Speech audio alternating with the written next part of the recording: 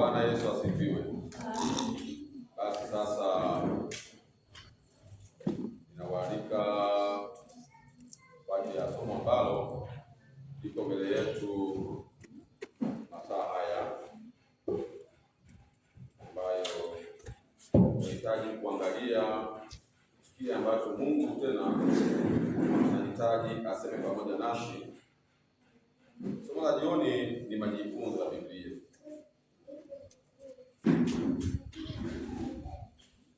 Mtazamaji wa Mungu, majifunzo ya nini? Ya Biblia. Ndio somo ambalo liko mbele yetu. Somo ambalo liko mbele yetu tunahitaji kujifunza juu ya uzao wa Esau. Uzao wa nani? Uzao wa Esau. Ndio somo ambalo liko mbele yetu. Tunahitaji kujifunza juu ya uzao wa nani? Wa Esau. Labda niulize swali kidogo kwamba mzee Yakobo, mzee Isaka alizaa watoto wa kiume wangapi? Wangapi? Wawili. Mungu awabariki watoto. Ambaye wa kwanza ni nani? Wa kwanza ni nani? Esau. Wa pili ni nani? Yakobo. Mungu awabariki sana. Sasa swali linakuja ya kwamba kwa kuwa mzee Isaka alizaa watoto wawili wa kiume ambaye ni Yakobo na Esau, ukiambiwa uelezee wazao wa Yakobo leo ni wakina nani, utajibuje? Mtu akikuuliza kwamba kwa kuwa mzee Isaka kwa Rebeka alizaa watoto wawili wa kiume ambao ni mapacha, ni Esau na nani? Na Yakobo. Sawa jamani? Sasa ukiambiwa uelezee sasa kwamba hebu tuelezee uzao wa Yakobo ni wakina nani, utaelezeaje? Kama mkono sema jifunze. Hizi wajua uzao wa Yakobo umeisoma ni maarifa kabisa. Mbona uzao wa Yakobo tunafahamu? Mama fulani uzao wa Yakobo ni wa Israeli. Nataka nijibu sasa. Uzao wa Yakobo ni wa nani? Ni wa Israeli. Kwa hiyo sasa pia mama pale. Umesikia? Waisraeli nao wasikia leo duniani uzao wa nani? Wa Yakobo. Sawa? Haya, kwa kuwa mzee Isaka alizaa watoto wangapi? Wawili. Kwa mke wake nani? Ni kwa nguvu sasa. Kwa mke wake nani? Rebeka. Watu ndio wanaelewa vizuri kwa watu wazima. Tangaza kweli yani. Hapo umeuliza Yakobo, umeuliza Isaka. Wao nasema hivi. Kwa kuwa mzee nani? Isaka. Sawa? Alizaa nani? Alizaa watoto wangapi? Wawili. Kwa nani? Kwa Rebeka. Sawa? Ambao ni Yakobo na nani? Na Esau. Tumeshawataja pale majina hapo. Umetuambia uzao wa Yakobo ni wa Israeli. Haya, uzao wa Esau ni wa kina nani? Uzao wa Esau ni wa kina nani?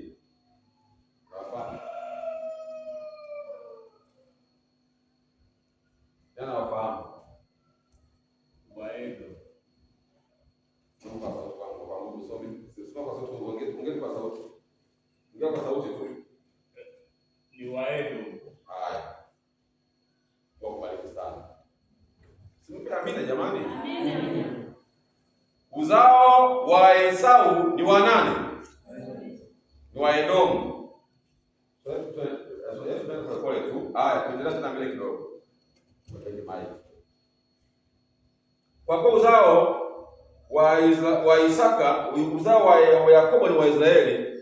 Hao Waisraeli leo ni taifa gani? Liko wapi taifa hilo? Tumeona ndio wanani? Tumeona ndio Waisraeli ambao kwa mashariki ya wapi? Ya kati, sawa? Na leo watu wanatembelea kwenda nchi ya wapi? Nchi ya Israeli. Haya, Waedom taifa lao linapatikana wapi? Leo Waedom taifa lao liko wapi? Tumeona Waisraeli wako hapo Israeli. Mashariki ya wapi? Ya kati pale. Haya, Waedom ambao ni wazao wa nani? Wa Esau wako wapi? Nani anafahamu walipo? Wako wapi? Nani anafahamu walipo? Unajua walipo? Najua hapo tu ungekwama tu hapo nilijua hiyo. Singeendelea zaidi ya. Nani anajua wako wapi sasa hao wa nani? Wa Edom. Ndio sasa asubuhi ya leo, jioni ya leo tunahitaji kuwatafuta wa nani? Au wa Edom. Sababu wao tunaongea kwa habari ya nani? Wana wa nani? Wana wa Israeli, lakini tunaongea habari nani? Kwa Yeremia. 49 fungu la 10. Yeremia 49 fungu la 10. Alafu tutafuta fungu la 10 na Luka tunasema 17 na 18. Inasema, naam, lakini nimemwacha Esau hana kitu. Lakini neno la Mungu linasema nimemwacha Esau hana nini? Hana kitu. Hana kitu. Nimepafunua mahali pake pa asili. Nimepafunua mahali pake pa nini? Pa asili. Wala hataweza kujificha. Wala hataweza kujificha. Kusoma la 10 unaruka kusoma fungu la 17. Sawa. Hadi 18. Naam, endelea. Kizazi chake kimeangamizwa. Kizazi chake kumbe kimefanya nini? Kimeangamizwa. Kimeangamizwa. Na ndugu zake. Na ndugu zake. Na jirani zake. Na jirani zake. Naye mwenyewe hayuko. Na yeye mwenyewe namna gani? Hayuko. Mstari wa 17. 17. Na Edomu atakuwa ajabu. Na Edom atakuwa ajabu. Kila mtu apitaye atashangaa. Kila mtu anayepita hapo atashangaa. Na kuzomea. Na kuzomea. Kwa sababu ya mapigo yake yote. Kwa sababu ya mapigo yake namna gani? Yote. Naam. Mstari mwingine. Wasifiwe. Amina. Fungu linatuambia, Yeremia nabii anatuambia ya kwamba uzao wa Esau umefanya nini? Umeangamizwa. Umeangamizwa. Malaki anasema nini? Malaki 1. Malaki 1 fungu la 2 mpaka la 4. Malaki 1 fungu la 2 mpaka la 4. Anasema, naam, nimewapenda ninyi. Nimewapenda ninyi, asema Bwana. Asema Bwana. Lakini ninyi mwasema, umetupendaje? Umetupendaje? Je, Esau siye ndugu yake Yakobo? Esau siye ndugu yake Yakobo? Asema Bwana. Asema Bwana. Ila nimempenda Yakobo. Ila nimempenda Yakobo. Mstari wa 3. Endelea. Bali Esau nimemchukia. Lakini Esau nimemchukia. Na kuifanya milima yake kuwa ukiwa. Na kuifanya milima yake kuwa namna gani? Ukiwa. Na urithi wake nimewapa mbweha wa nyikani. Na urithi wake wamepewa mbweha wa wapi? Wa nyikani. Mbweha wa nyikani. Endelea. Ijapokuwa Edomu asema. Ijapokuwa Edomu anasema. Tumepondwa. Ni kweli tumepondwa. Lakini tutarudi na kupajenga mahali palipoachwa. Tunajenga sehemu yetu. Hali ya ukiwa. Naam. Bwana wa majeshi asema hivi. Lakini Bwana wa majeshi anasema hivi. Wao watajenga. Bali mimi nitaangusha. Alafu mimi nitaangusha. Na watu watawaita. Mpaka wa uovu. Mpaka wa nini? Uovu. Wa uovu. Bwana asifiwe. Amen. Yeremia ametuambia kizazi cha Edomu, kizazi cha Esau kimefanya nini? Kimeangamizwa. Kimeangamizwa, hakipo. Lakini Malaki nabii yeye anatuambia pia Malaki huyu. Atuambiaje? Ulisi wa Edomu, ulisi wake wamepewa mbweha wa wapi? Wa nyikani. Japokuwa wao wanasema sisi ndio tumepondwapondwa, tutarudi upya kwenda kupajenga sehemu yetu. Sema mtajenga, mimi nitafanya nini? Nitabomoa. Yeremia yeye anasema nini? 34 fungu la 5. Yeye anasema nini Yeremia? Nani Isaya? Isaya anasema nini? Isaya 34 fungu la 5 yeye anasema nini? Juu ya habari hii. Anasema, naam, maana upanga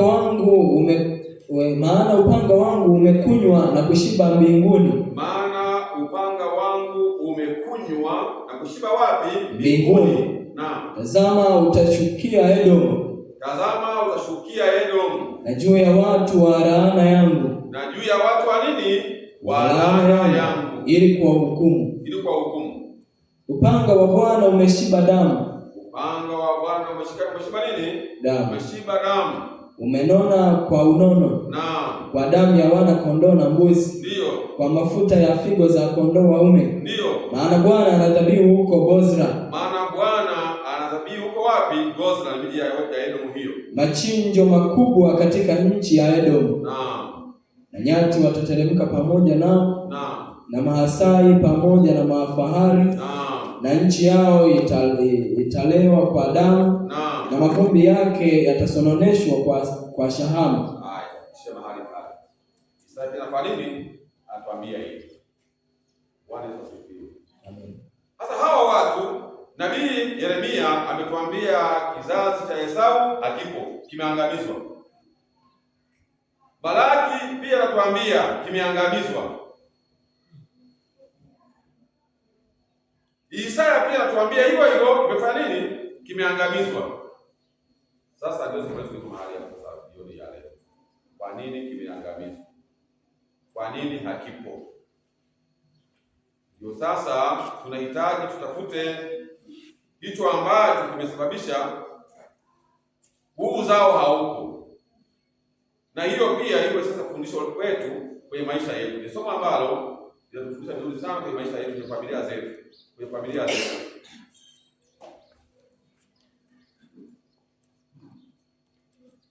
Kwa majibu sahihi ni kwamba leo mwinjilisti ukiambiwa tutajie uzao wa Yakobo, utataja ni wa nani?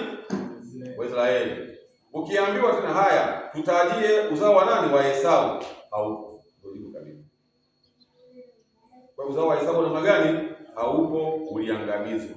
Kama ambavyo tumesoma kwenye vya nani? Ndio manabii wote hawa wanasema haupo. Havipo. Uzao wa namna gani? Haupo, uliangamizwa. Sasa kwa nini sasa tunafanya nini? Kwa nini sasa uliangamizwa?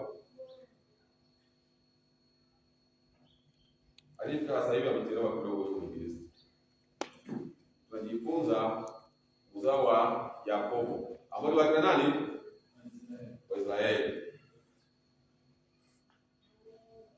Hao watu wanaongea sana kila wakati. Yaani hakuna mtu yaani kama siku ya Sabato leo hivi, haiwezekani kufundisha somo usitaje habari ya wanani? Ya Waisraeli. Lakini mbona wakamtaja wana wa Esau? Wakati wote hao ni mtu na nani? Na mdogo wake. Tumesoma Biblia kwamba kumbe leo hawapo hao watu. Ndio maana leo duniani hapa leo duniani hapa unaweza ukataja kwamba kwa mfano Wamedi na Wajemi ni taifa gani? Utaambiwa ni watu wa wapi? Wa Irani. Sawa? Si wako hapo wa nani? Wa Irani. Haya kwa Babeli ni watu gani? Utaambiwa ni wa nani? Wako hapo wapi? Iraki. Sawa? Sawa jamani. Unawapata haya Waashuru ni watu gani? Utaambiwa ni wako wapi? Ni Syria. Utaifa mpaka bado namna gani? Bado yapo mpaka leo mataifa yao bado yapo. Waisraeli ni watu gani? Hao hapo. Haya, na wana wa Esau wako wapi? Sababu kwa nini hao huwapati sasa hao? Kwa nini huwapati? Kwa nini waliangamizwa? Tutafute sababu ile waangamizwa, na hiyo sababu pia iwe fundisho kwenye maisha yetu. 36 Mwanzo fungu la kwanza.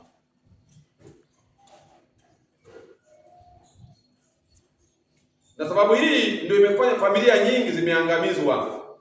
Familia nyingi haziendelei. Familia nyingi zina laana. Familia nyingi zina mikosi. Sasa mkaombewa, mkafanya nini, ila kuna kitu ambacho kilipelekea hao watu wakaangamizwa.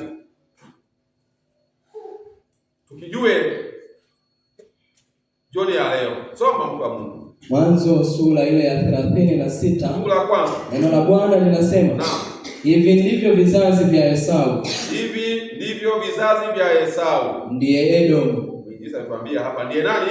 Edom. Ndio Edom. Nzuri sana. Esau ndiye nani?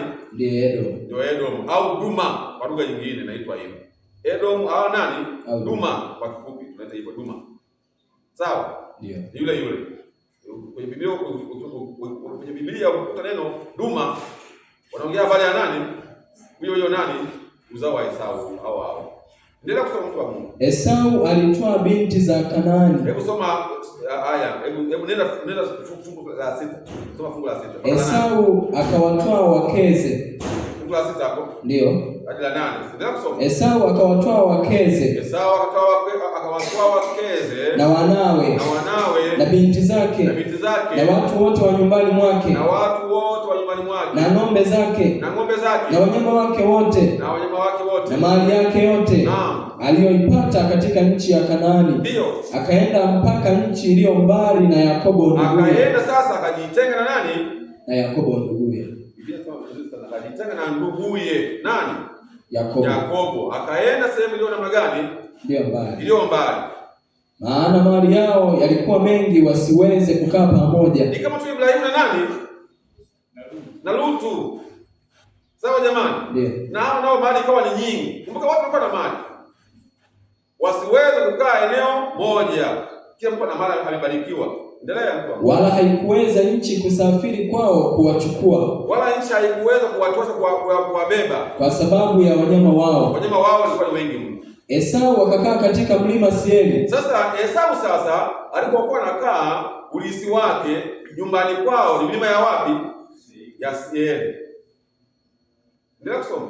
Esau ndiye Edom. Esau ndiye nani? Edom. Hapo tayari tumeanza kupata picha. Kumbe Esau alitengana na ndugu yake Yakobo kwa sababu ya nini? Ya mali. Si kwa sababu ya ugomvi. Sababu ya nini? Ya mali. Jambo la kwanza akaenda kwenye milima ya wapi? Ya Seiri. Akakaa huko. Kwa sababu ya nini? Sababu ya mali ilipokuwa ni nyingi. Wakatengana. Kwa hiyo Esau ndiye nani? Ndiye Edom. Esau ndiye nani? Ndiyo Edom. Sawa watu wa Mungu? Ndio. Esau ndiye nani? Esau ndiye Edom. Kwa hiyo jambo la kwanza tunapata kwamba alihamia kwenye milima ya nini? Ya Seiri. Ndio kama umesoma wewe hapo. Ile Malaki ngapi? Malaki 1. Rudia tena hapo sasa Malaki 1 hapo sasa. Ndio sasa hapo. Ndio fungu Malaki. Rudia hapo. Tumeambia polisi wake milima ya wapi? Seiri. Rudia Malaki. Anasema, naam, soma. Bali Esau nimemchukia na kuifanya milima yake kuwa ukiwa. Aha. Na kuifanya milima yake kuwa namna gani? Ukiwa. Hiyo milima gani sasa? Ya Seiri. Milima ya Seiri ambayo ndio nyumba yake, ndio ulisi wake, ndio makao yake. Kwa hiyo amechukiwa na milima ya Seiri kwa nini? Ukiwa. Ukiwa maana yake nini?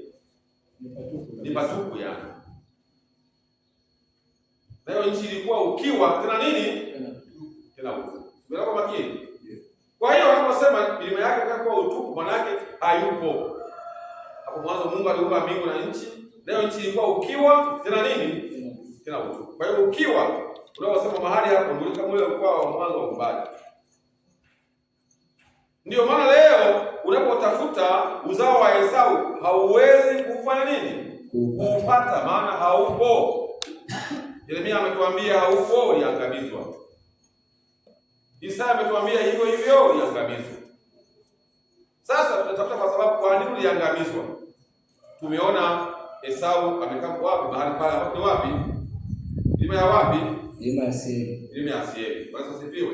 Amen. Fungua Torati. Akumbuka tunaanza kutaja Torati 23 fungu la 7.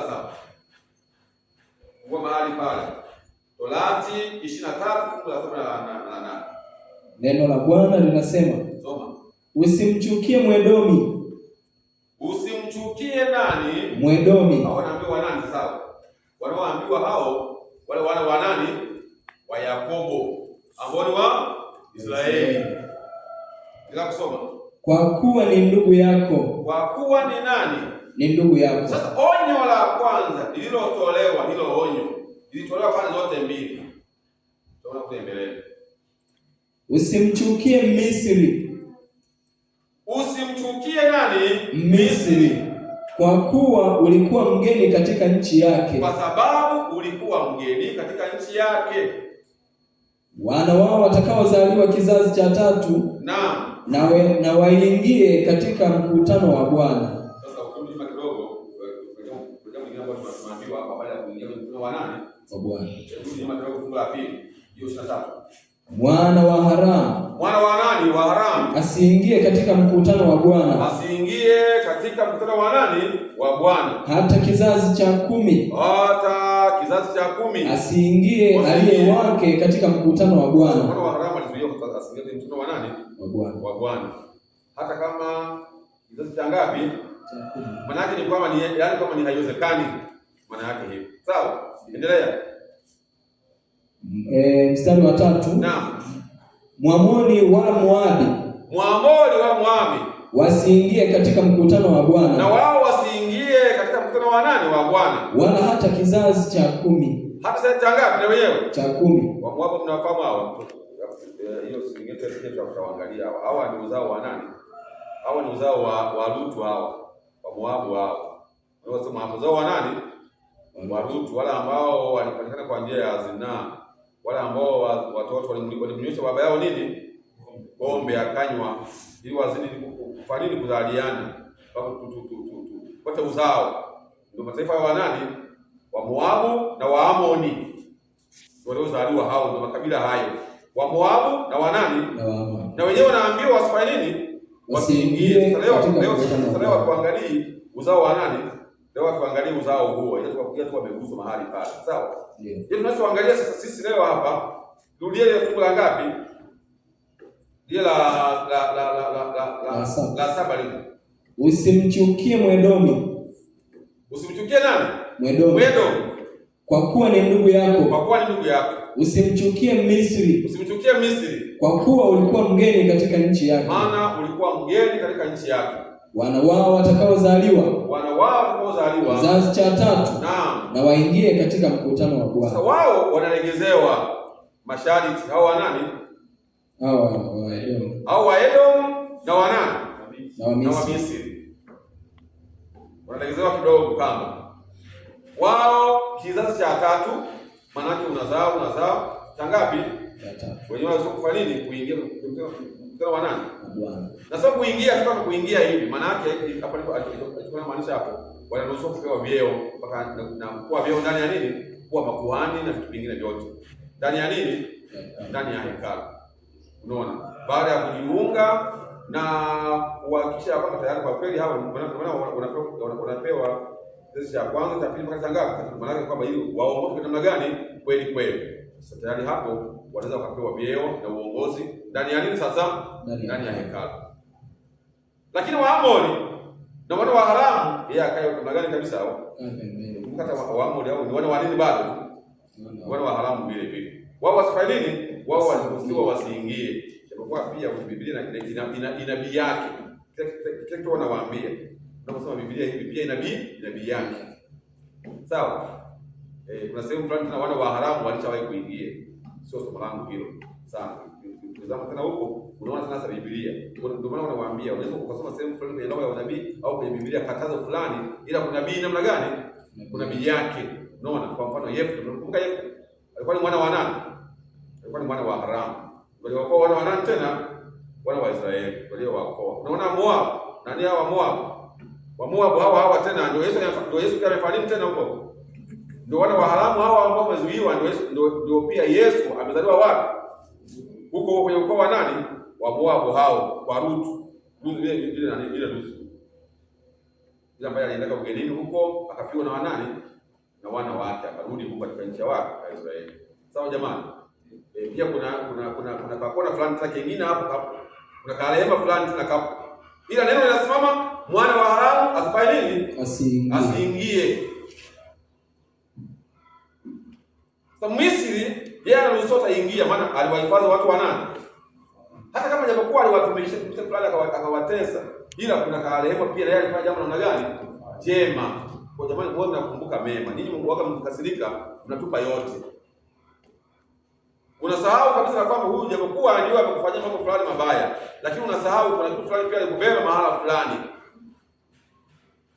Mkikasirika unaacha yote. Kile ukiangalia hata hapo kuna mchango wa huyu adui yako. Uko hapo salama kwa sababu ya mchango wa nani?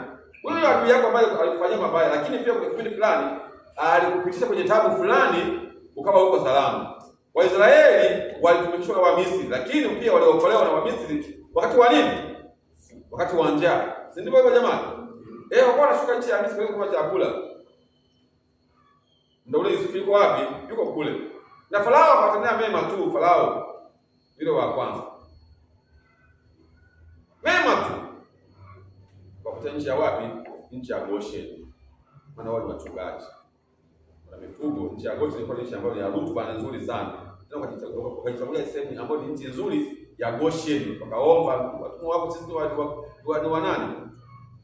Ni wakulima, ni wafugaji. Tunaomba tupewe nchi ya wapi? Ya Goshen. Yusuf aliwadokezea pale ombeni Goshen. Sasa alikuwa kana magani pale kwa muda mrefu, anajua kwamba Goshen ndio wafaa hawa nani? Hawa ndugu zangu. Kwa hiyo akawaambia ombeni nchi ya Goshen. Nendeni kwa Farao mwambie sisi watumwa wako tu nani? Tu wafugaji. Unaona tumekuwa tukikaa katika hali hiyo toka zamani. Kwa tunaomba kama tumepata kibali machoni pako, tunaomba tupewe nchi ya wapi? Ya Goshen. Ili tukae mahali pale. Kwa hiyo wakapewa mahali pale. Kwa hiyo hayo ni mema ambayo walitendewa tena. Sawa?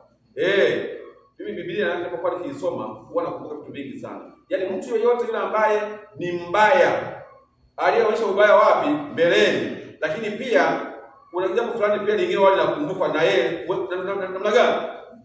Jema aliyolifanya maisha yake. Bwana Yesu asifiwe. Amen.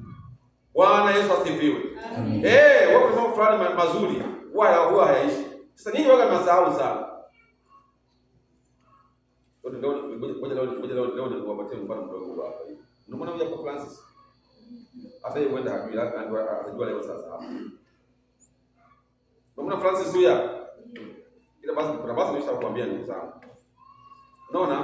Ndio maana nawaambia kwamba mimi na Francis hata kama tukigongana mahala fulani, sawa, lakini hatuwezi kukosana.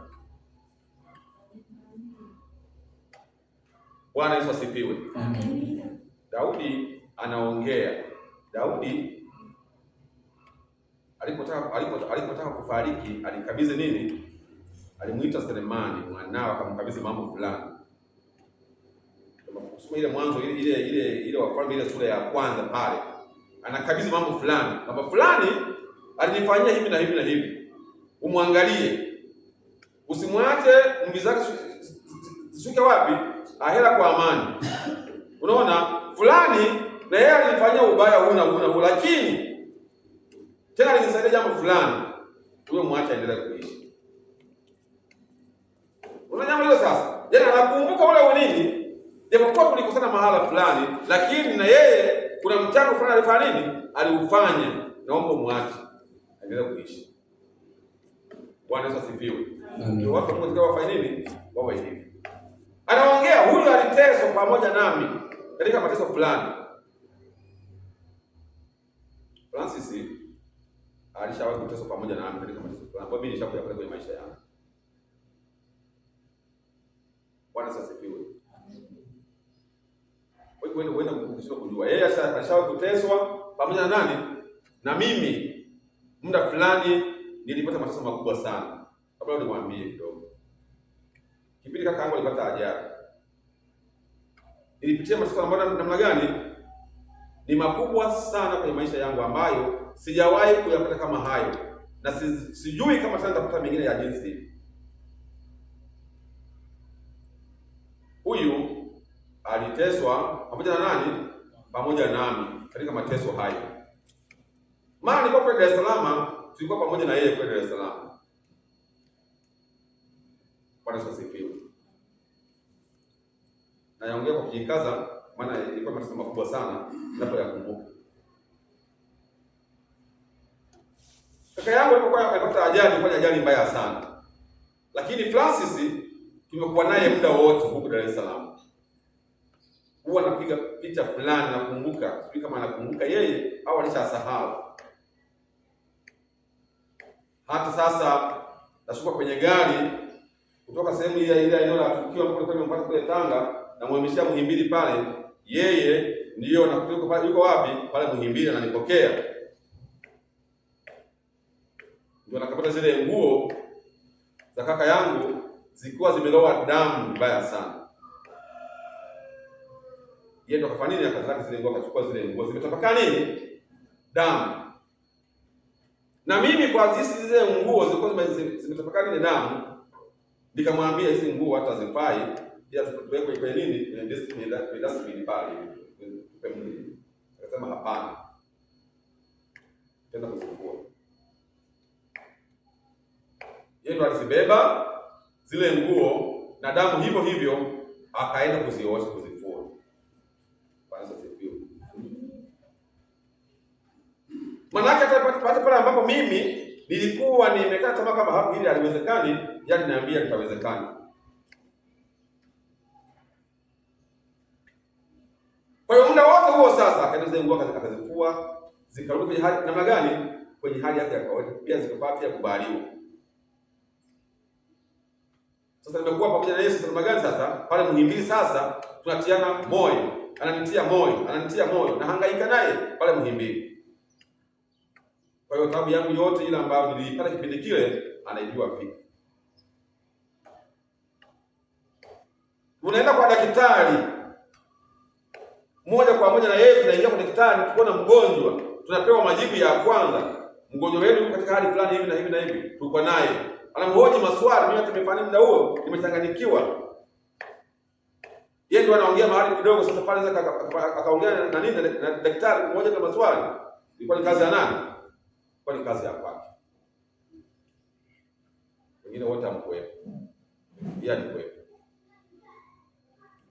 Kwa hiyo mimi kwenye moyo wangu nikaapa kwamba huyu ameteswa pamoja na nani? Pamoja nami. Hata iweje, tunaweza kukosana kidogo, lakini kwa kukumbuka hali hiyo ni agano la namna gani? La milele. Bwana Yesu asifiwe. Sio hivyo tu. Mnamwona kijana huyu hapa hivi. Huyu ni mpa wetu. Huyu ni mpa namna gani? Ni mpa wetu. Lakini na yeye pia hivyo hivyo, na yeye aliteswa pamoja nasi kwa mateso yale ya nani? Ya mjomba wake, ya kaka yetu. Hata wale wengine ambao ni ndugu wa Adamu waliposhindwa, yeye alifanya nini? Yeye aliweza. Akamhama nyumbani alipokuwa nakaa kwa baba yake, kwa mama yake, akaja kwa nani? Kwa mjomba wake pale, ndo nakaa naye hapo. Anamnyanyua, anamlisha, anamuogesha. Ndio sisi tunarudi wapi sasa? Nyumbani sasa. Na hata mpaka baadhi ya ndugu wanaanza kumshambulia huyu.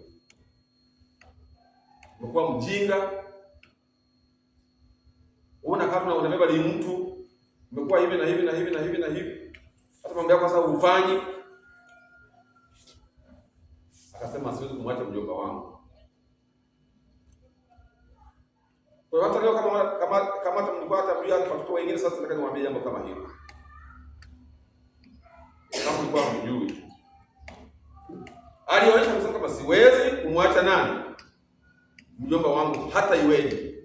Alipigana mpaka dakika ya ngapi? Mpaka mauti. Alisimama imara. hata iweje. Huyu unayemwona hapa hivi, hata iweje, alishaingia kwenye agano la nini? La milele. Bwana Yesu asifiwe. Ndio maana mjomba wake Simba ambaye yuko naye anamchukua kama nani kabisa, yani kama nani kabisa, yani mtoto kabisa, wala sio mko wangu.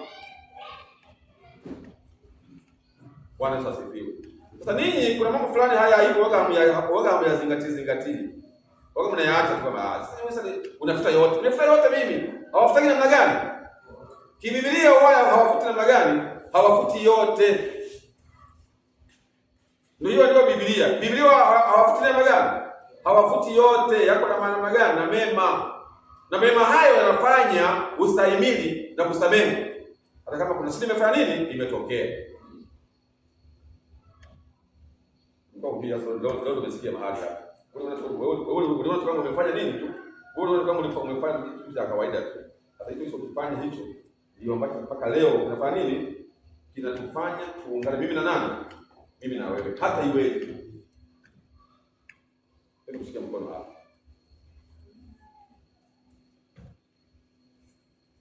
Bwana Yesu asifiwe. Mungu akubariki sana. Na uendelee kudumu. Na uendelee kudumu. Tena milele. Mungu akubariki sana. Hebu tushike mkono hapa.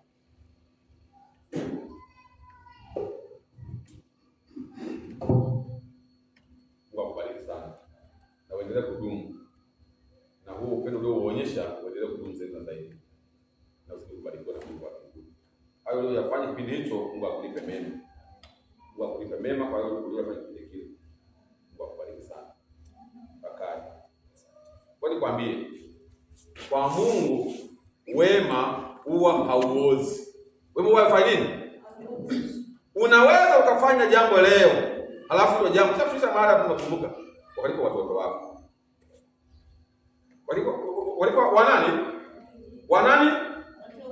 Yaani ukafanya jambo leo, halafu wakati wanani? Watoto. Jambo watu hapo. Hatujambo. Tupatie mfano mdogo hapa hivi. Kwanza Samuel kwa pili.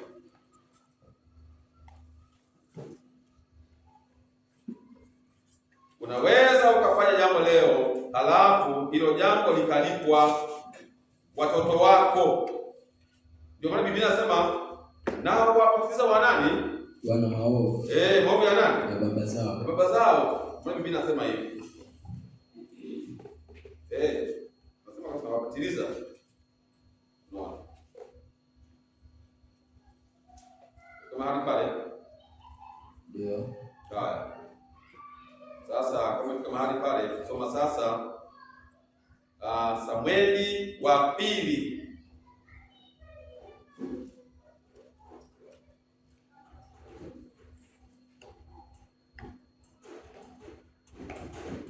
Samueli wa pili katika mahali pale. Ndio. Soma 19. Fungu la 21. Samueli wa pili sura ya 19 mstari wa 31. Neno la Bwana linasema, tena Baliziali Mgileadi akashuka kutoka Logeri. Akashuka kutoka wapi? Logeri. Akavuka Yordani. Naam. Pamoja na mfalme. Ndio. Amvushe Yordani. Naam. Naye huyo Baliziali alikuwa mzee sana. Alikuwa namna gani? Mzee sana. Amepata umri wa miaka 80. Ndio. Naye amemlisha mfalme hapo alipokuwa Mahanaimu. Kumbe alimlisha nani? Mfalme. Alipokuwa yuko wapi? Mahanaimu. Mahanaimu. Kwa kuwa alikuwa mtu mwenye cheo kikubwa. Alikuwa mtu mwenye nini? Mwenye cheo kikubwa. Naye mfalme akamwambia Baliziali, naam, ukamwambia nani? Baliziali, uvuke pamoja nami. Uvuke pamoja nami sasa nikakulipa mema. Nami Daudi sasa alikuwa anakimbizwa na nani? Yuko mwenye taabu, anakimbizwa na nani? Na Sauli alikuwa mapangoni huko na huko. Kuna watu kama huyu mzee akatumia wakati wa taabu yake. Sasa Daudi sasa ameketi mahali pema pa baraka. Anamkumbuka nani? Yule mfalme. Soma. Yule mtu. Soma. Nami nitakulisha kwangu huko Yerusalemu. Anamwambia sasa, njoo panda uende pamoja nami kurudisha kwako kwa Yerusalemu.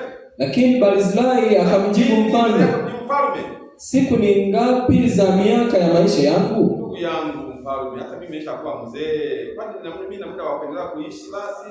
Hata mimi nipande pamoja na mfalme kwenda Yerusalemu? Nimepata leo miaka 80. Leo na miaka 80 mfalme. Nami je, naweza kupambanua mema na mabaya? Hata eti. Mimi mtumwa wako.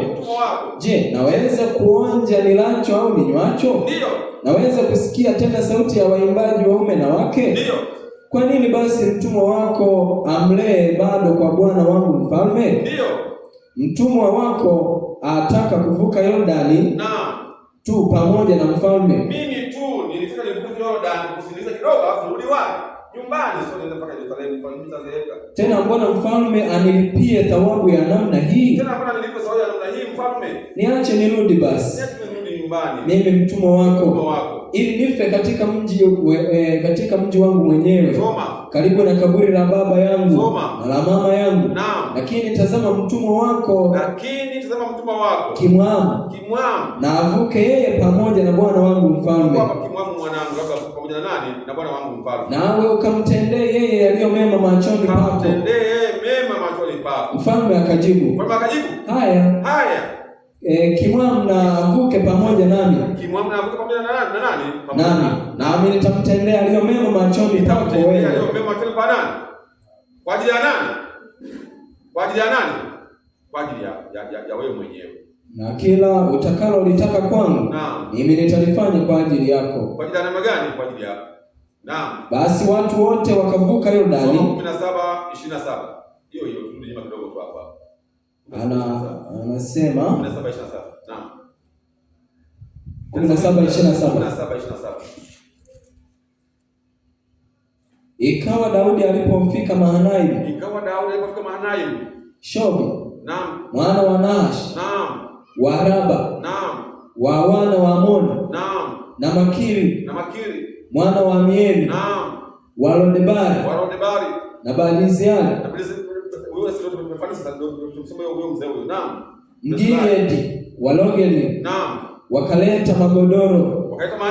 Magodoro na mabakuli na vyungu na ngano na shairi na unga na bisi na kunde na dengu na asali na siagi na kondoo na samli ya ng'ombe wapate kula Daudi na watu waliokuwa pamoja naye, kwani walisema watu hawa waona njaa tena wamechoka, nao wana kiu. Walikuwa kweli wanadamu, walikuwa wanakimbia na mkimbizi, lakini wana njaa watu na mali zao wakajiorganize wote hao wakapeleka nini? Chakula. Hilo tendo Daudi akapeleka ndani ya nini? Ndani ya moyo. Niwaambia jioni ya leo na kukumbuka mnapofanywa mema. Nimetoka na mtu sasa nimetoka na nini? Nimetoka na jongo na mtu wake. Ndio kauliza watu wa Mungu wanatupa nini kabisa? Mti na nini? Ni mti na jongo au jongo na mti? Tupa nini? Tupa jongo wala nini? Katika mtu wa jambo jema. Tupa nini jamani? Tupa jongo, acha nini? Acha mti. Chochote ukifanyiwa, yeye Mungu waka na noti, anaandika. Noti anafanya anaandika. Kwa hiyo kuna mambo fulani huwa likitendwa hilo jambo ni milele zote hata iweje. Ni milele zote hata iweje. Kwa hiyo leo kumbe unaweza ukafanya jambo fulani. Kwa hiyo leo ulikuwa unafanya, unajua kama kuna siku hiyo mjomba wako alikuwa na nini? Unajua hivi? Bwana Yesu asifiwe. Ndio Mungu anaelekeza hivyo. Ndio sasa rudi kwenye pointi yetu Torati 20 ngapi? 23 fungu la 7, rudia mahali hapo sasa. Hiyo kwetu itakuwa ni somo tu. Rudi hapo 23 fungu la 7 Torati. 23 mstari wa 7. Nitakuwa kuelezea hayo mambo nimepata sana. Mungu anapotaka yafanyike kwa mambo kwa watu wa jinsi hivi. Kuna mapana yake makubwa sana. Mpaka leo nabii ameongea. juu ya mambo kama hayo. Soma. Usimchukie Mwedomi. Usimchukie nani? Mwedomi. Kwa kuwa ni ndugu yako. Yeye ni ndugu yako. Usimchukie Misri. Usimchukie Misri, japokuwa alikutesa. Kwa kuwa ulikuwa mgeni katika nchi yake. Ila ulikuwa mgeni kwenye nchi namna gani? Nchi yake. Wana wao watakaozaliwa kizazi cha tatu na waingie katika mkutano wa Bwana. Bwana asifiwe. Amen. Ndio Mungu anasema hivi. Kuna watu wengine, hata mimi nawaangalia watu wengine mpaka leo wengine ukuta kulifanya jambo fulani kwa kuchukia moja kwa moja. Kuna watu hata mimi wengine wananichukia mpaka leo. Lakini ukiangalia mimi ndio nimewafundisha. Nimewaweka mpaka wana maisha namna gani? Wana maisha mazuri. Sawa? Hiyo la kuchukia. Labda kwa mlifanya nini? Mlikosana jambo fulani la kuchukia moja kwa moja. Lakini ukimwangalia mpaka leo anaishi ni kwa sababu ya kwamba wewe ndio ulimweka mahali pale. Kama kwa mfano labda mimi nimekufunza sanitaria. Ulikuwa uijui. Sawa? Nikakufundisha ukajua nini? Sanitaria. Bwana asifiwe. Mtu mmoja nikamfukuza kazi ofisini kwangu. Ameacha kazi, ameenda chuoni. Nilikuwa nasoma mwanafunzi anasoma chuoni. Ameacha kazi, akaenda wapi? Chuoni tena Msabato. Unaona? Sasa ofisi ameacha bila nini? Bila taarifa yoyote. Ameenda kwenye mtihani chuoni. Alikuwa anafanya kazi huko anasoma. Sasa muondoka tu ovyo ovyo. Nashangaa watu wanapiga ofisini simu. Tuko hapa wagonjwa, mbona ofisi imefungwa? Napiga simu imefungwa. Sasa ameenda chuoni kufanya mtihani yake bila taarifa. Sasa niambia kwamba nitaenda. Ndio alikuwa ameshasema mwanzoni kwamba mwezi fulani nitaenda kwenye nini? Tutaanza mitihani. Utaandaa mtu. Sema haina shida yoyote. Sasa mtu alipofika sasa kafanya nini sasa? Akaondoka bila nini sasa kama sasa bosi sasa nimo kuambia tayari imefika ni kuanza kesho tunaanza. Iko jambo dogo. Akaondoka. Piga simu. Si nikwambia kipindi kile. Kama niambia mwezi mzima. Nikamfukuza nini? Nikamfukuza kazi. Wewe ndio na masomo yako sasa kwa chuoni. Akaenda na masomo yake chuoni huko, akasoma akamaliza. Maisha kila kitu, hakuna nini? Hakuna ajira. Hakuna ajira. Ni ajira au ni ajira? Au kwa pamoja. Hakuna nini? Hakuna ajira. Na elimu anayo. Sasa akakumbuka kama mwana namna gani? Yule mpotevu. Akazingatia moyoni. Akasema lakini nilifundishwa na mama fulani. Fulani ndio alimfundisha tena. Mambo ya udaktari. Nilifundishwa kwa vizuri na nikaiva. Yeye alikuwa anafundisha yeye kuiva. Nilikuwa nasimamiaga tu. Lakini mwalimu alikuwa ni nani? Alikuwa ni pia hapa. Sasa nilifundishwa nikaiva kila kitu. Basi ndio tena Dar es Salaam akaenda akauza shamba wapi? Kigoma. Kwa mtu wa Kigoma. Kaja kafungua nini? Hiyo kazi sasa akapata mtaji kaja kufungua sanitari. Muda huo alishakasika tu hatusalimiani wala nini na nini. Katika mwaka wa kwanza, mwaka wa pili, wa tatu, wa nne.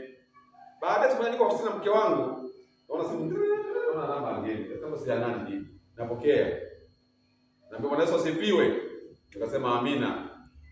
Najua namba hiyo uifahamu, ni siifahamu. Na sauti hii wendo leo na hiyo usifahamu. Maana ilishabadilika hata namna ya kuongea. Maana nilishakuwa bosi.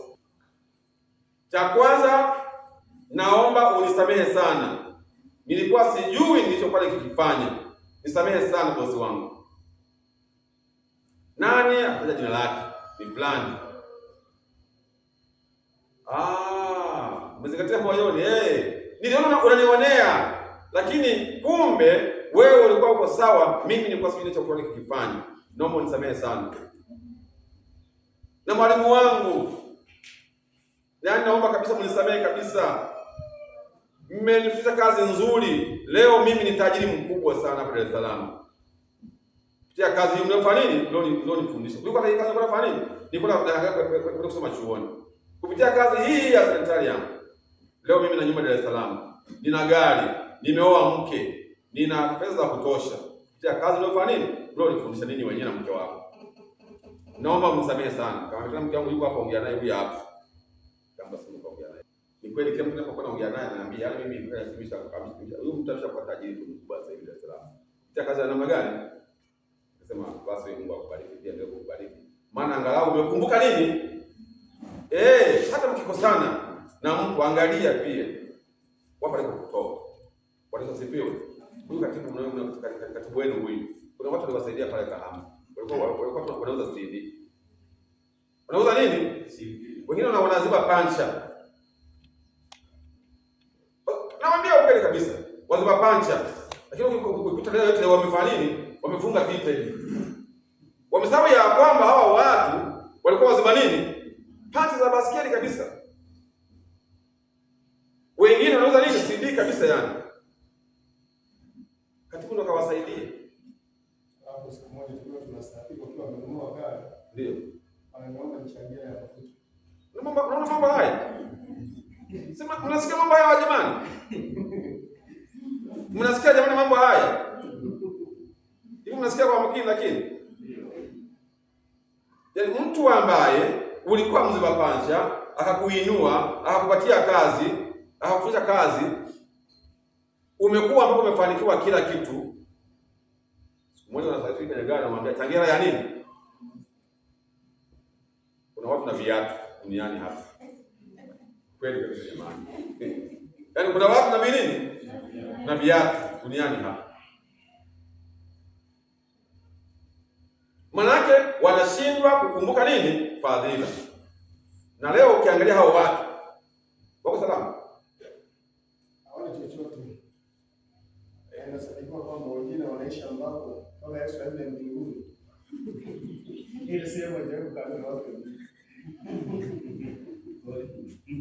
Unaona mambo hayo sasa? Nimewaambia mambo yetu huwa yanaharibika, unaweza ukaharibikiwa mambo kwa kitu ambacho kidogo tu ukadharau jambo fulani mahala fulani. Nimewaambia hili somo liwe kwa ajili ya nani? Kwa ajili yetu. Kama kuna mtu fulani aishafanyia mema sehemu fulani, hata kama baadaye mkakosana huyo mtu, ile kwa mema fulani kufanyia, kama msamaha leo. Kama msamaha namna gani? Leo mwambia ndugu yangu, samahani sana. Unajua maana ndio binadamu. Kama nini? Utaona hata mambo yako yameanza kunyoka. Mimi nakwambia kwa jina la Yesu.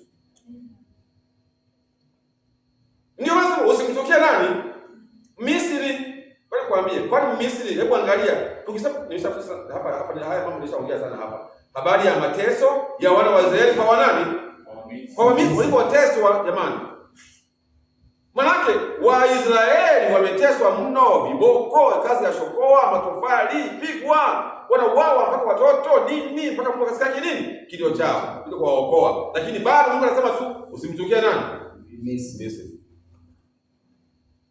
Na fimbo zote alizokutendea. Na kazi yote ya matendo aliyokufanyia, kila kitu alichokufanyia Misri, usimfanye nini? Usimchukie. Na yeye ana mchango fulani mpaka leo upo. Usimchukie Misri. Mjumbe wangu leo ni kwamba usimchukie nani? Mtesi wako. Soma Biblia inasema ombea nani? Adui yako. Usimchukie nani? Mtesi wako. Jambo la kwanza. Mungu anawaambia msimchukie Misri. Kumbuka ulikuwa mgeni huko. Kumbuka huko ulikuwa mgeni. Hata ndiyo baadaye kutumikisha akakutesa, usimchukie. Hata kuna wafanyakazi wengine wa ndani, mahouse girl. Wanafanya kazi. Wakati mwingine wanatoka vijijini wameparuka kabisa. Wakuja wamekaa mjini, wamenawili angalau. Japokuwa pia mama mwenye nyumba na yeye mkorofi na mateso yako. Unaona? Mpaka usikie na kufanya nini? Kuondoka. Na labda wakati mwingine anaenda kuolewa huko hivi. Sasa anakuwa na maisha namna gani? Sasa maisha mazuri. Alafu anza kusimulia, unajua? Kuna mama fulani, kwa nini pesa sana? Huyo mama pia alikutoa wapi? Kijijini, ukaja umepauka. ana mchango wake mpaka hapo ulipoenda na wewe. Usimchukie nani? Usimchukie. Hata kama alikuwa kupatia makazi mengi, hiyo kazi sasa ndio leo inakufanya usimame vyema kwenye nini? Kwenye familia yako na mume wako. Unajua kufua, kuosha vyombo, kudeki na kila nini? Na kila kitu. Hiyo kazi unaifanya. Unajua ngoja nikwambie, wakati mwingine sisi tulikuwa tunaenda kulima, unaamka saa ngapi? Saa 10 za usiku. Muda wa pale kwanza muda wa sasa usingizi mzuri. Unaambia jamani twende. Ni muda kulia kaja kwa mtu wake kwanza kidogo. Mwanzo mkafanya nini? Mkaelewa. Nyinyi mliokuja wapi? Mjini, mtu wake nyinyi ambapo mkaelewa. Sisi ambao tumekuja vijijini, unaamka saa ngapi? Saa 10. Kwenda shambani, kwenda kulima. Unakasirika lakini unapochukua jengo umefanya nini? Yaani unakasirika umekunja uso. Yaani unamkasirikia yule aliyekuamsha, kama ni baba, kama ni kaka, nani, yaani wewe unaenda tu lakini umefanyaje? Umekasirika na twende. Unaona? Unaenda kwa namna gani? Hiyo. Lakini kumbe ndiye huyo mtu tena alikuwa anafundisha nini? Kazi. Leo umekuwa sasa unabidi wewe sio mvivu. Ni matokeo ya nini? Ya kuamka ngapi? Wale wa Kariakoo, wale wa mjini ambao hamjaamshwa, ndio leo hawa mnaamka saa ngapi? Mnaamka saa 4 za asubuhi. Hapa naambia mtu hapa, hapa naambia kule Tabora. Hapa naambia huyu hapa kama kule Tabora kwa kaya nakuta mpaka aende kufanya, yaani mpaka mama anaenda kupika chai, tena kumwongeza kijana. Amka basi kupika chai. Huyo ni nani? Ni kijana amelala. Uzembe tu. Aitoka mahali hapo kwenye nini, kwenye Karata, kwenye kijiwe cha kahawa. Hakuna kazi, maana hajakulia nini? Hajakulia kazi. Kwa sababu yake ni kulaumu nini sasa? Serikali kila siku kuongea serikali, kuongea kila namna gani? Kila siku. Maana ana kazi kufanya, hajakulia kazi, bila hajafuta kazi. Kwa hiyo hata hao wanaowapatia kazi. Wewe fanya nini tu? Fanya kazi. Hata Israeli walifanya nini? Walipewa kazi. Na ndio maana mpaka leo Israeli hawa kupitia makazi hayo walipokuja kukaa kwenye nchi yao. Ile nchi ya Israeli ilikuwa ni kame kabisa, pale ni jangwa pale. Sawa? Ile pale ni jangwa.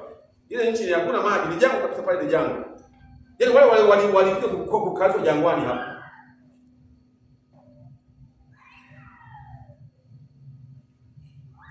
Bwana Yesu asifiwe. Kwa sababu Israeli pale baadaye walipotoka pale nchi ya Kanaani walikuja kwa kawaida. Wameenda nchi za wapi? Nchi za Ulaya huko. Sawa? Pia mateso yameanza kuandama vile vile. Mpaka baadaye sasa tena wakarudi kwenye nchi ya wapi sasa pale? Nchi ya Israeli pale. Jangwani pale wameweka mahali pale jangwani. Hakuna chochote pale. Bwana yeye, sisi ni watu wa kufanya nini? Watu wa kufight toka namna gani? Toka zamani. Pambaneni wanangu hapa.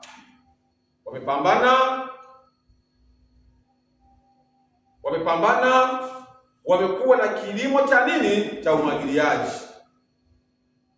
Mnaokula mayepo haya yanatoka wapi? Ni mashamba yao. Nyinyi ambao hata mbuga zina rutuba, hata yepo hamna, hata ingapi? Hata moja hamna. Uzembe tu. Kuna nchi zingine wanaijia udongo hapa Francis, sawa? Wanaijia nini?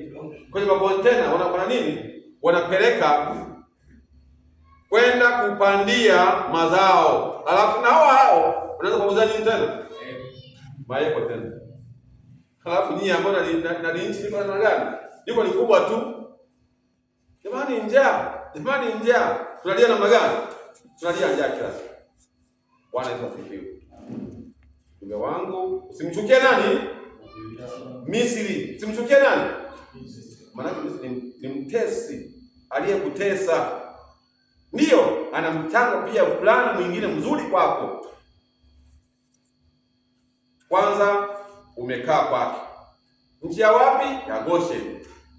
Wakazaana, ukisoma maandiko waliingia huko ngapi tu? Soma kutoka ile siku ya kwanza. Wameingia tu kwa 70. Wako wangapi? 70 peke yake. Warudi milioni ngapi? Biblia inataja 600,000. Ndio hesabu tuna wanawake. Kwa hiyo ukiweka pamoja kama milioni ngapi?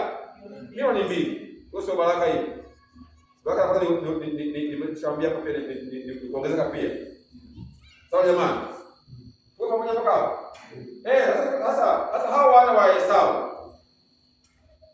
Haya. Bwana Yesu asifiwe. Amina. Tuangalie tena mbele kidogo sasa pale tena. Soma hiyo Hesabu tena 21. Au tuanze Hesabu 20 fungu la 14. Hesabu 20:14. Hesabu 20:14 mpaka 21. Soma mahali pale. Hesabu 20 na ule mstari wa 14. Naam, hadi 21.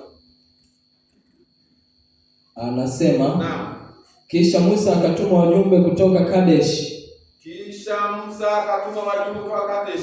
Wamwendee mfalme wa Edomu. Wamwendee mfalme wa wapi? Wa Edomu. Na kwa sasa watoka nchi ya Israeli wa Misri. Waisraeli hawa wanakuja nchi ya kwao. Naam. Na kusema ndugu yako Israeli asema. Sasa kwa makini, sawa? Jambo watu wa Mungu. Hebu mniangalie kidogo. Angalia hapa. Israeli nimwambia walishuka nchi ya wapi? Nchi ya Misri. Wakiwa watu wangapi? 70, sawa? Waliposhuka hawa wana wa Esau walibaki wao wapi? Kwenye milima yao huko Seiri, sawa? Kwa wao wakabaki na maisha yao, hao wakaenda wapi? Misri, sawa? Wamekaa Misri miaka mingapi? 400 na ngapi? Na 30, sawa? Ilikuwa 400, kazidi mpaka 400 na ngapi? Sababu ya uzembe wa kutokuomba. Mtu alaka kutoka. Wakaa 400 na ngapi? Na 30, sawa? Sasa Mungu amewaajilia na kuwarudisha kwenye nchi yao wapi sasa? Alikuwa amewaahidi nchi ya Kanaani. Njiani humu sasa walipita wakigombana nini? Na mataifa mbalimbali. Wanawapiga, maana mkono wa Mungu uko juu yao. Mpaka waende kwenye nchi yao ya wapi? Ya ahadi. Sasa hapo sasa kuna jambo fulani linatokea. Soma hapo. Kisha Musa akatuma wajumbe kutoka Kadesh. Musa akatuma wajumbe kutoka Kadesh. Nishawaambia kama nakumbuka. Kadesh ndio wapi? Tutajifunza hapa. Ndio wapi? Mpakani mwa nini? Mpakani yaani ndio lango la kuingia wapi? Kanaani. Kwa hiyo Israeli walikaa Kadesh muda mwingi. Sawa? Wamekaa Kadesh muda gani? Mwingi. Ndio boda. Hapa tupate mahali hapo tunaingia wapi tayari. Ila hata kuingia kuna kazi. Yako mataifa pale ambapo yapige ndipo fanye nini? Ndipo uingie. Ndio kuna kazi hapa. Na ndio maana hata mafanikio, sawa? Pale kuna mwamba mkuu upige, huo mwamba uvunjike, uone nini? Dhahabu ndio uione. Sawa jamani? Ndio. Kwa hiyo ili waingie Kanaani, kuna mataifa hapa yanawakinga. Soma mtu wa Mungu. Wamwendee mfalme wa Edomu. Sasa Musa wakiwa Kadesh akatuma watu wamwendee mfalme wa wapi? Wa Edomu. Edomu ndio nani? Ndio zao wanani tumwambie? Wa Esau. Ndio zao wa Esau sasa. Wao wako pale. Maana muda umeshakuwa muda mwingi, wameshazaliana. Naam, soma. Na kusema ndugu yako Israeli asema. Ndugu yako Israeli anasema, wewe wazijua taabu zote zilizokupata. Wewe unajua taabu zote ambazo zimetupata. Jinsi baba zetu walivyoteremkia Misri. Nasi tulikaa Misri muda mwingi. Tumekaa Misri muda mwingi, miaka 400 na ngapi? Na 30. Muda mwingi, soma. Nao wa Misri walitutenda vibaya sana. Ndio, wanaongea sasa hapo. Wanaongea sasa, wa Misri wametutenda mambo namna gani? Mabaya sana. Na baba zetu pia. Sikia kwa makini, japokuwa hata wale wanashuhudia kwamba wa Misri waliwatenda mambo namna gani? Mabaya sana. Ila Mungu anawaambia msishukie nani? Msishukie wa Misri. Wala mtazamo mwema kweli. Tena tulipomlilia Bwana, akatusikiza sauti yetu. Akatuma malaika na kututoa tutoke Misri. Ndio. Nasi tupo hapa Kadesh. Tuko hapa mpakani Kadesh. Mji wa mpaka wako wa mwisho. Mji wa nini? Wa mpaka wako wa mwisho. Tafadhali utupe ruhusa tupite katika nchi yako. Tunakuomba tu ndugu yetu, patia ruhusa katika nchi ya namna gani? Nchi yako. Hatutapita katika mashamba. Hatuingii kwenye mashamba. Wala katika mashamba ya mizabibu. Wala hatutakunywa maji ya visimani. Hatutakunywa maji ya nini? Ya visimani. Tutaifuata njia kuu ya mfalme. Tutaifuata njia kuu ya nani tu? Ya mfalme. Tusigeuke kwenda upande wa kuume. Tusigeuke kwenda upande wa kuume. Wala upande wa kushoto. Hata tutakapopita mpaka huu wako. Ndio. Edomu akawaambia, utapita katika nchi yangu. Utapita katika nchi gani? Yangu. Nisije nikakutokea kupigana nawe kwa upanga.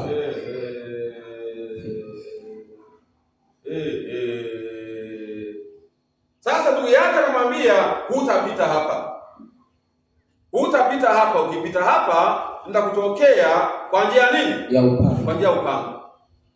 Soma. Wana wa Israeli wakamwambia wana wa Israeli, tutakwea kwa njia kuu. Tutakwenda kwa njia kuu, tuende sisi barabarani tu, tuingie kwenye mashamba, hatuingie kwenye mashamba. Barabarani tunafuata njia kuu ya mfalme. Tena kama tukinywa maji yako. Na tukinywa maji yako sasa, mimi na wanyama wangu wa mifugo utalipa. Ndipo nitakulipa thamani yake. Naam. Nipe ruhusa nipite kwa miguu yangu. Kumbuka hakuna njia ya kufanya nini? Hakuna njia ya kupita. Bwana Yesu asifiwe. Amen. Hakuna nini? Njia. Ukirudi, hebu rudi nyuma kidogo. Rudi nyuma kidogo. Torati 1:44 anasema, na Waamori waliokuwa wakikaa katika mlima huo, ndio waliwatokea juu yenu, wakawafukuza kama wafukuzwao na nyuki, wakawapomoshea Seiri mpaka Horma. Wakapomoshea mpaka wapi? Seiri.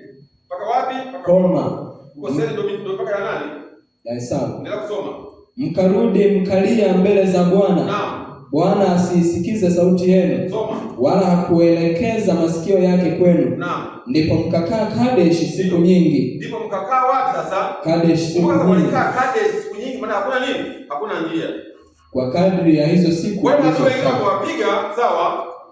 Hakuna njia kupita. Ila njia imebaki kwa wanani tu? Wanani peke yake? Wa Esau. Ndio sasa unapeleka ujumbe kwenda kuomba wapite. Ndio kusoma. Kwa kadri ya hizo siku mlizokaa. Naam. Naishi hapo. Soma fungu la 2:1. Ndipo tukageuka tukashika safari yetu kwenda jangwani. Ndio. Kwa njia ya bahari ya Shamu. Ndio. Kama alivyowaambia Bwana. Ndio. Tukawa tukizunguka milima ya Seiri siku nyingi. Siku nyingi. Shia mahali hapo. Ulipesa. Tukawa tunazunguka sasa milima ya wapi? Ya Seiri. Siku namna gani? Nyingi. Wakashika njia kuelekea wapi? Baharini. Huko ni milima ya Seiri, hakuna njia. Njia ibaki kwa nani tu? Kwa ndugu zao. Soma hapo. Edomu akamwambia. Edomu anamwambia sana yeye tena anamwambia kama wale watu wa kule Horma. Utapita katika nchi yangu. Utapita katika nchi yangu. Nisije nikakutokea kupigana nawe kwa upanga. Naam. Wana wa Israeli wakamwambia. Tutakwea kwa njia kuu. Tutakwea kwa njia kuu. Tena kama tukinywa maji yako. Mimi na wanyama wangu wa mifugo. Naam. Ndipo nitakulipa thamani yake. Soma. Nipe ruhusa nipite kwa miguu yangu. Ndio. Wala sitaki neno lingine lolote. Kabisa. Akamwambia, hutapita katika nchi yangu. Utapita katika namna gani? Nchi yangu. Kisha Edomu akamtokea ili kupigana naye. Tayari sasa Edomu akamtokea ili kufanya nini sasa? Kupigana naye. Kupigana naye. Na watu wengi. Na kwa mkono wa nguvu. Naam. Basi hivyo Edomu. Naam. Akakataa kumpa Israeli ruhusa. Amen. Wangapi mnagombana ndugu yako? Yaani familia na familia mnagombana. Ndugu na ndugu mnagombana, hamuelewani. Kuna maukoo hawaelewani. Yaani kuna koo zimeshikana uchawi, sawa? Hawaelewani. Ndugu kwa ndugu, nimeshuhudia ukoo fulani, nyumba fulani, yaani sasa familia. So, familia yani. Kaka, walikuwa kama watu wangapi pale kwenye familia ile? Mama yao alifariki. Hata mdogo mama yao alikuwa bado yuko pale. Kaka yao ameoa, yuko mahali pale. Watu wanakaa pale nyumbani. Yeye na jiko lake na mke wake huko. Dada mkubwa na yeye ana jiko lake hapo.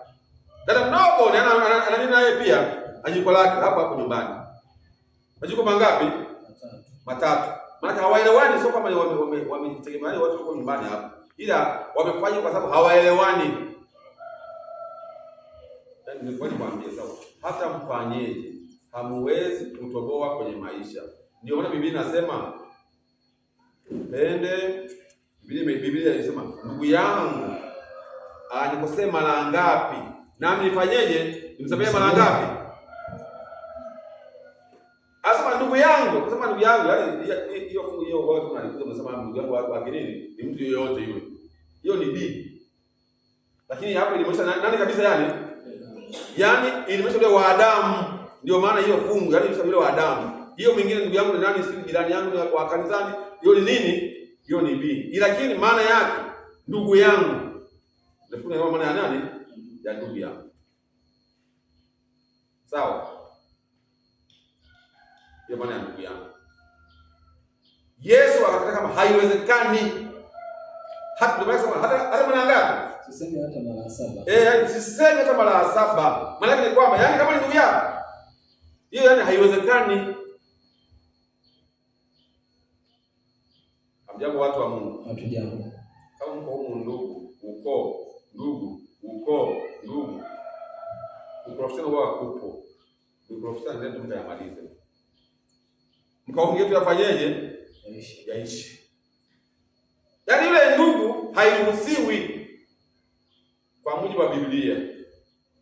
Hata kama amekukosea 7 mara ngapi, bado haifanyi nini tu. Yesu anasema kama ni ndugu, huyo hapana.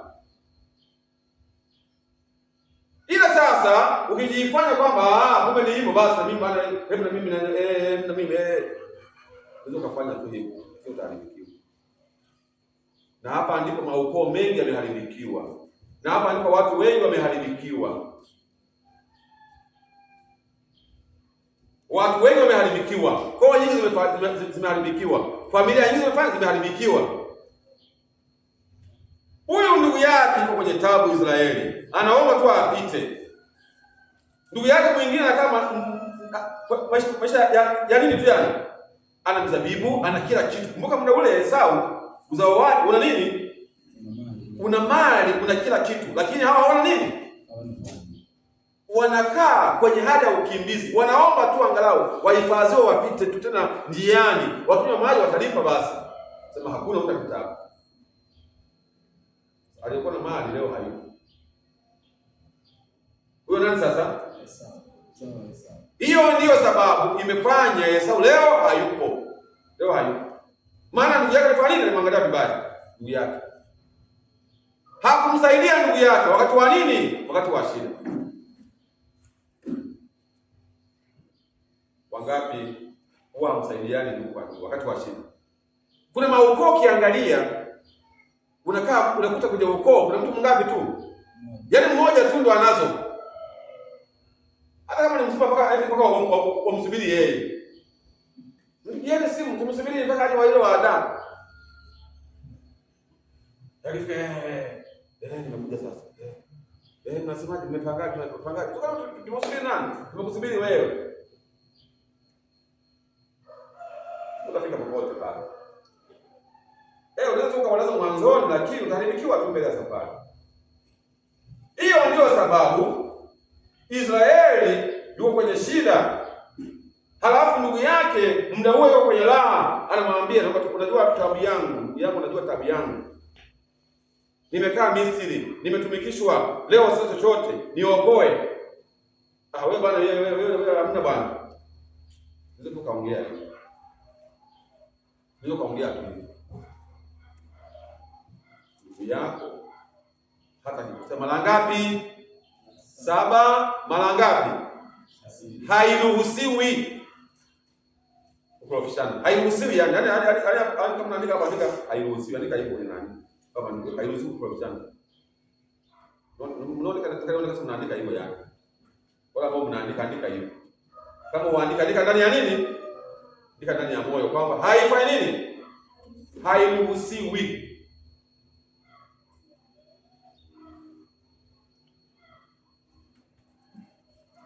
Sasa mzee mwenyewe sasa aliyewafanya hawa watu ambaye ndiye Mungu akaongea jambo fulani baada ya jambo kama hilo. 35 fungu la kwanza mpaka la 9. Ezekiel 35 fungu la kwanza mpaka la 9. Mungu mwenyewe sasa kwa tendo hilo ndio akatamka maneno yafuatayo. Na hayo maneno ndio yanafanya sasa taifa hili faili lisiwepo. Soma. Ezekiel 35 fungu la kwanza mpaka la 9. Soma pole pole. Tena neno la Bwana likanijia kusema.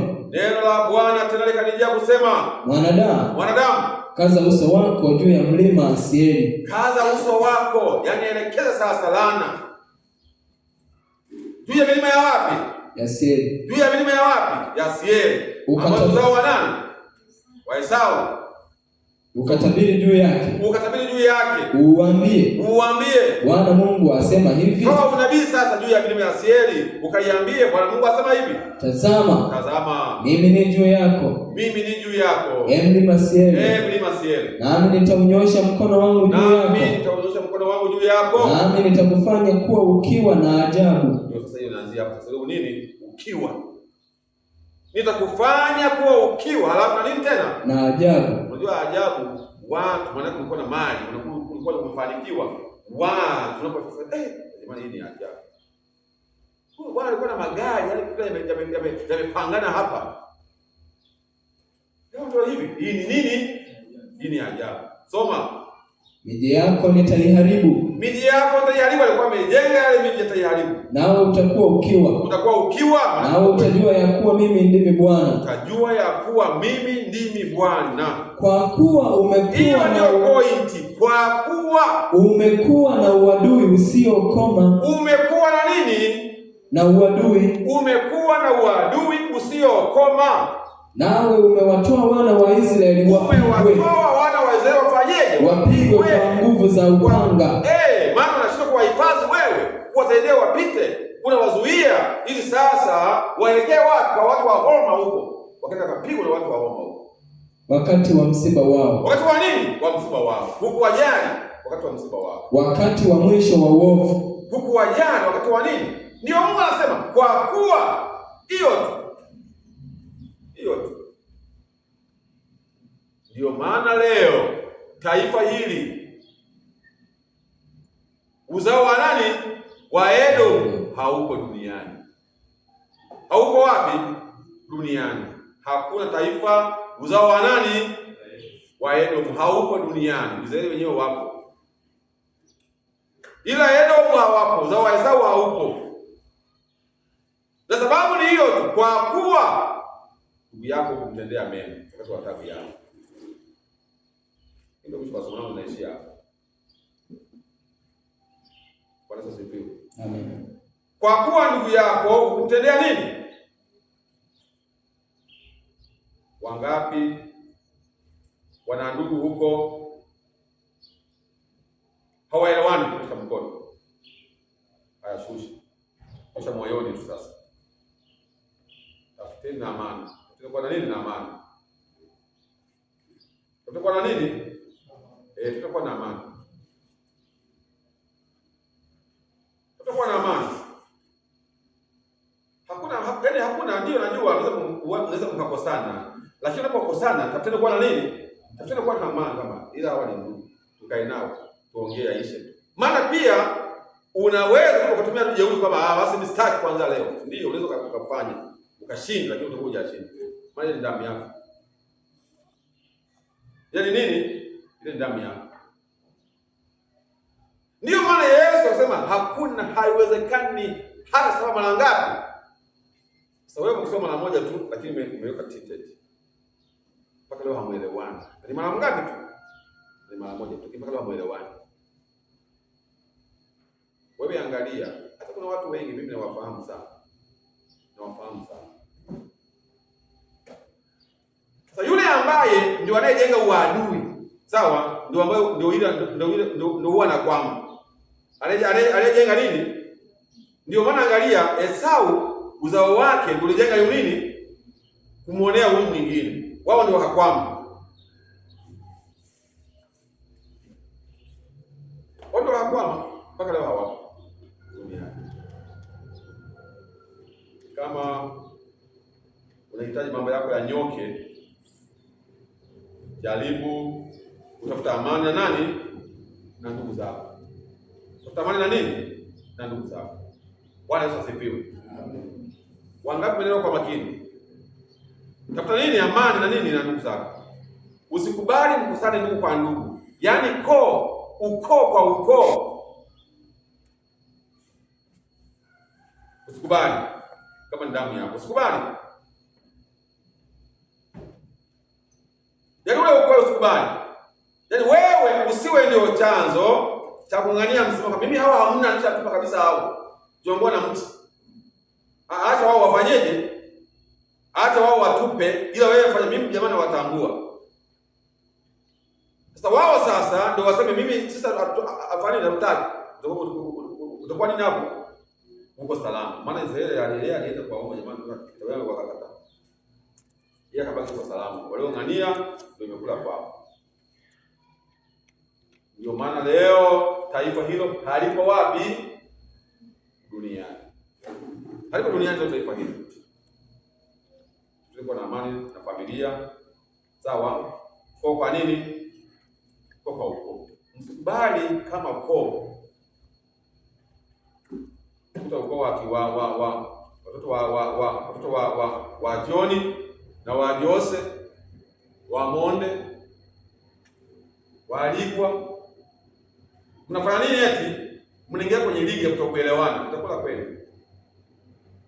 Itakula kwenu kabisa. Na huyo ambaye atakuwa ndio ameanzisha hiyo vuguvu, inakula kwa nani? Inakula kwake.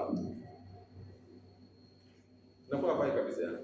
Na hata wazazi msiwe chanzo cha kufanya nini? Cha kuambia watoto wafanyeje? Hao achane nao. Hao si nini? Hao si nini? Na wapalia makaa ya moto. Bwana Yesu asifiwe. Yaani unapoona kama hawa ni damu, hiyo damu ya heshima sana. Hata kama kuna mapungufu kaeni tu, lakini wewe hapo uende vizuri, rekebisha hapo. Ile sio kama hawa nani hawa hapana hao. Hiyo hairuhusiwi. Kwa Biblia inasema ndugu yangu anikosea mara nami nimsamehe mara 7. Hapana, hata mara 7 tu hamna. Hata mpaka 7 mara ngapi? Kwa siku ngapi? Kwa siku moja. Bado akirudi msamehe tu yani. Maana yani iche tu. Maana hiyo yani hiyo ni iko hivi. Ana swali. Amenyongeza. Swali amenyongeza nini? Kama hapa mbele. Bwana ni mwema. Bwana ni mwema. Binafsi ninashukuru sana kwa somo la jioni hii ya leo. Ni somo ambalo limetujenga sana na binafsi limenikumbusha mbali sana. Lakini katika somo hili kwa mapana yake limegusa mambo mengi sana na hisia nyingi limenikumbusha.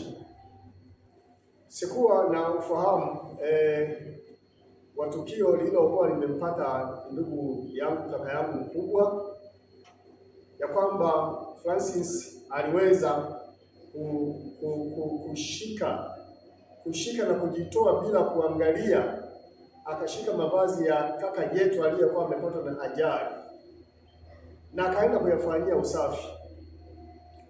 Na kwa ajili ya hayo askofu bado angali akikumbuka tukio hilo, kwamba huyu aliwahi kufanya hivi, ingawa wakati fulani pamekuwa pakitokea migongano, lakini hajawahi kutupa mti pamoja na jongoo. Wakati fulani wanapokutana, urafiki wao unafanyaje tena?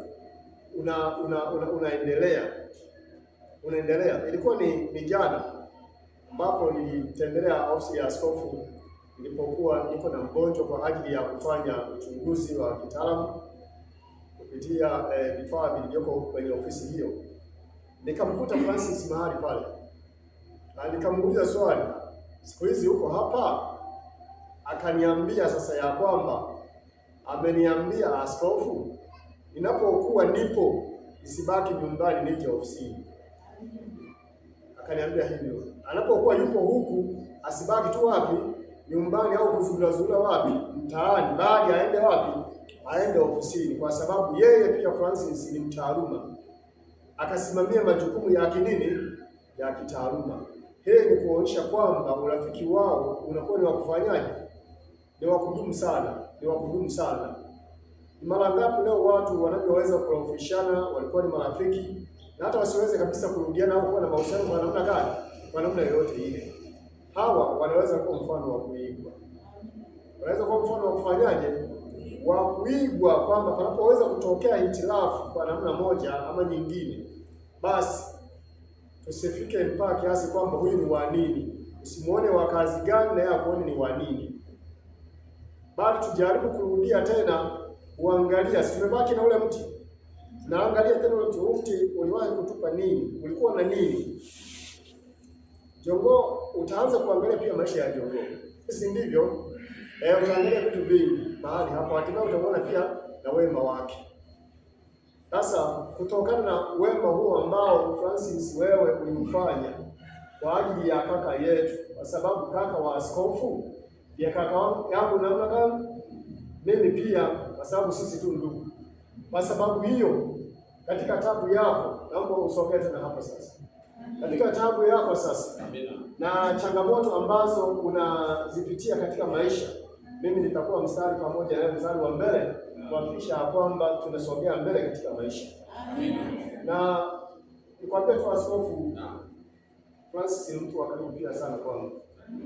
Kuna wakati ambapo amewahi kupata adha na shida ya kazi, serikali wakamkamata, wakamfungia na ofisi yake, lakini alinipigia simu akiwa kule Dar es Salaam wakiwa wamemkamata.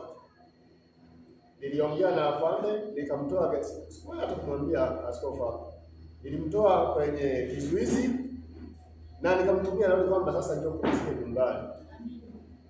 Lakini hata sasa tumeshaongea mambo kuhusiana na hali ya maisha yake. Yeye alikuja, nataka nikuonyeshe mahali ambapo unapaswa kwenda kupeleka ofisi, mahali ambapo utakuwa na mafanikio zaidi, kwa sababu yeye pia amezunguka katika sehemu mbalimbali.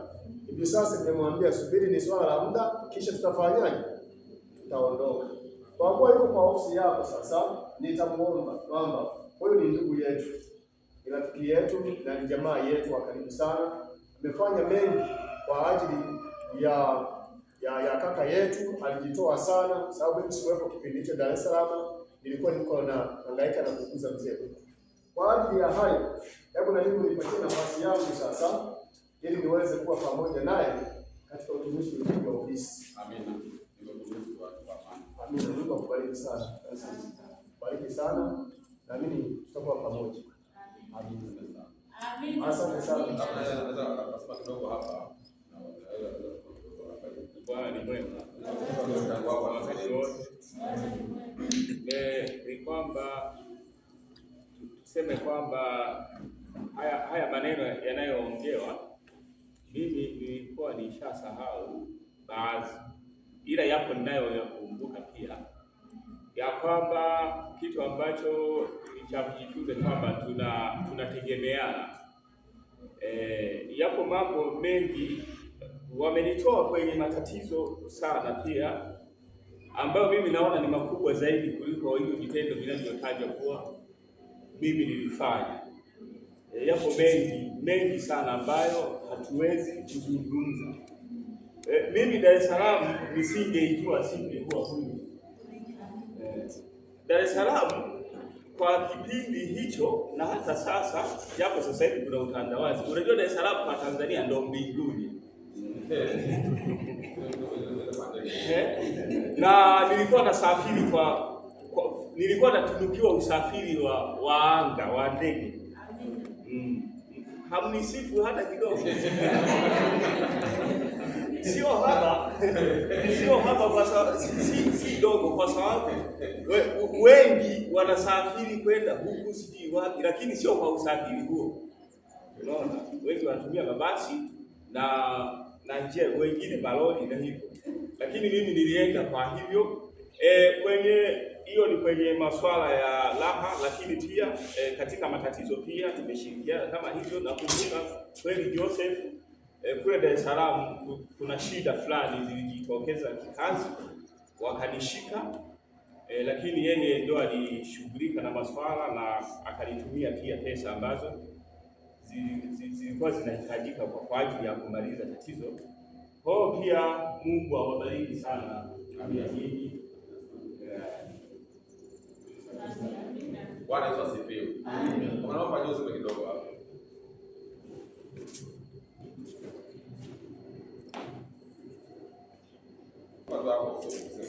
Tunaongezea somo letu. Wewe ni mama wa kanisa, wewe usijala kuongea kwa watoto wako. Amina. Bwana Yesu asifiwe. Amina. Amina. Mimi pia namshukuru Mungu sana kwa ajili ya fundisho hili. Hata nimekuwepo ndani ya mafundisho muda mwingi, lakini nilikuwa sijui tofauti ya Waedom na Waisraeli.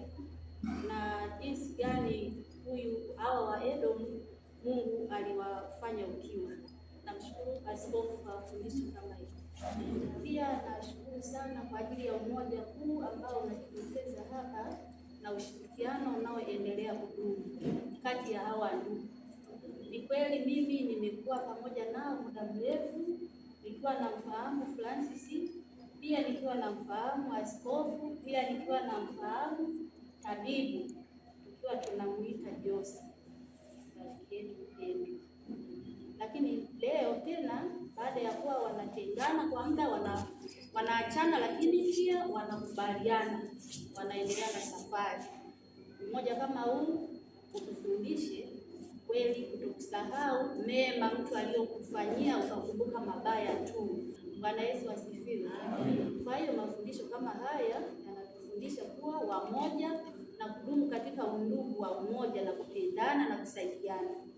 Mimi binafsi wamenilea, wamenisaidia mengi mpaka hivi nilipo. Kwa hiyo nawashukuru sana, Mungu awabariki. Amina. Bwana asifiwe. Amina.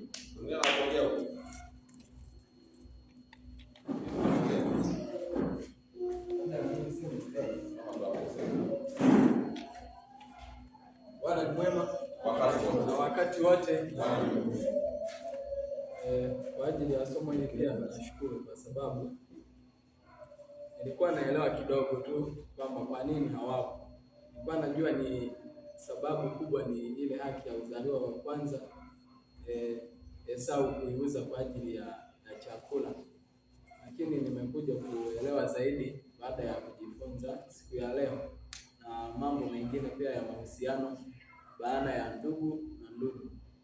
Lakini kitu kingine ambacho nimejifunza, kumbe unaweza ukawa katika hali fulani pasipo wewe kujua, lakini kwa baadaye unakuja kuelewa kumbe kuwepo hapo ni kwa sababu uliwahi kufanya kitu fulani.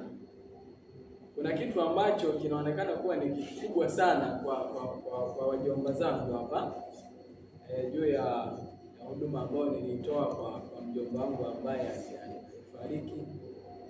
Lakini kwangu mimi nilikuwa na hesabu kwamba ni haki yangu kutoa huduma kama mtoto wa nyumbani.